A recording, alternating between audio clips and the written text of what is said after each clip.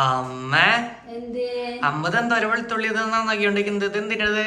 അച്ചാറുണ്ടാക്കാൻ ഒരാള് അച്ചാർ വേണമെന്ന് പറഞ്ഞു. അപ്പൊ ഞാൻ ഉണ്ടാക്കി കൊടുക്കാന്ന് വെച്ചു. അമ്പോ അത് കലക്കി എന്തായാലും അമ്മയുടെ വെളുത്തുള്ളി അച്ചാറ് മെയിനാലോ അല്ലെ? അപ്പൊ എങ്ങനെ ഉണ്ടാക്കുന്നത് ബാക്കിയുള്ളവർക്കും കൂടി കാണിച്ചു കൊടുത്താലോ? കാണിക്കാം. എന്നാ വേം വാ അല്ല അപ്പൊ അച്ചാറിനായിട്ട് ഇത് ഉലുവ, കായം, കടുക്, കറിവേപ്പില എല്ലാം കൂടി വറുത്ത് വെച്ചിട്ടുണ്ട്. ഇപ്പൊ തണുത്തിട്ടുണ്ട്. ഇത് നമുക്ക് മിക്സിയിൽ പൊടിച്ചെടുക്കാം. ഇപ്പൊ ഇത് നന്നായി പൊടിച്ചെടുത്തു. ഇത്രയും വേണ്ടു ഈ അച്ചാറിന്. പിന്നെയുള്ളത് ഫ്രിഡ്ജിൽ സ്റ്റോക്ക് ചെയ്ത് വെച്ചാൽ നമുക്ക് ഇടയ്ക്കിടയ്ക്ക് അച്ചാർ ഉണ്ടാക്കാൻ എടുക്കാം. അപ്പൊ നമ്മൾ വെളിച്ചെണ്ണ ആവശ്യത്തിന് ഒഴിച്ചെടുക്കാം. ഇത് വീട്ടിൽ ആട്ടിച്ച വെളിച്ചെണ്ണ ആയതുകൊണ്ട് അച്ചാർ കേടാവുന്നില്ല. ഇനി കുറച്ച് കടുക് ഇട്ട് കൊടുക്കാം, കുറച്ച് ഉലുവ ഇട്ട് കൊടുക്കാം. അപ്പൊ കടുക് പൊട്ടി കഴിഞ്ഞ് കുറച്ച് ഇഞ്ചി ഇട്ട് കൊടുക്കാം, കുറച്ച് പച്ചമുളക് ഇട്ട് കൊടുക്കാം, കുറച്ച് കറിവേപ്പില ഇട്ട് കൊടുക്കാം. കടുക് ഉലുവ ഒഴിച്ച് ബാക്കിയൊക്കെ നമ്മുടെ പറമ്പിലുള്ളതാ. ഇനി ഇത് നമുക്കൊന്ന് മൂപ്പിച്ചെടുക്കാം.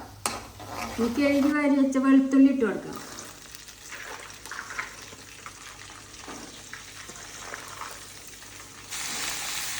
ഇതൊന്ന് നന്നായി വാടി വരണം. വെളുത്തുള്ളി വാടി വന്നിട്ടുണ്ട്. ഇനി നമുക്ക് പൊടികൾ ചേർക്കാം. ഇനി മഞ്ഞൾപ്പൊടി ഇടാം, ആവശ്യത്തിന് മുളക് പൊടി ഇട്ട്, ആവശ്യത്തിന് ഉപ്പ് ഇട്ട് കൊടുക്കാം. ഇനി എല്ലാം കൂടി ഒന്ന് മിക്സ് ചെയ്ത് കൊടുക്കാം. അച്ചാറിന് എപ്പോഴും ചെറിയ വെളുത്തുള്ളിയാണ് നല്ലത്, വലിയ വെളുത്തുള്ളി ടേസ്റ്റ് കുറയും. കുറച്ച് പഞ്ചസാര ഇട്ട് കൊടുക്കാം. പഞ്ചസാര ഇതിലെ പ്രിസർവേറ്റീവ് ആണ്. ഇനി ഇതിലേക്ക് ആവശ്യത്തിന് കായ, ഉലുവ, കടുകൊക്കെ പൊടിച്ചത് ഇട്ട് കൊടുക്കാം. ഇനി ഇതിൽ ആവശ്യത്തിന് ചൊറുക്ക് ഒഴിച്ചെടുക്കാം, വിനാഗിരി ഒഴിച്ചു കൊടുക്കാം. ഇപ്പം നമ്മുടെ അച്ചാർ റെഡി ആയിട്ടുണ്ട്. ഇനി ഇത് തണുത്തിട്ട് കുപ്പിയിലാക്കി വെക്കാം. അപ്പം ഇനി എല്ലാവരും ഈ രീതിയിലൊന്നും ഉണ്ടാക്കി നോക്കാം. ഇത് ഫ്രിഡ്ജിൽ വെച്ചില്ലെങ്കിലും പുറത്തായാലും കേടാവാണ്ട് കുറച്ച് നാൾ ഇരുന്നോളൂ.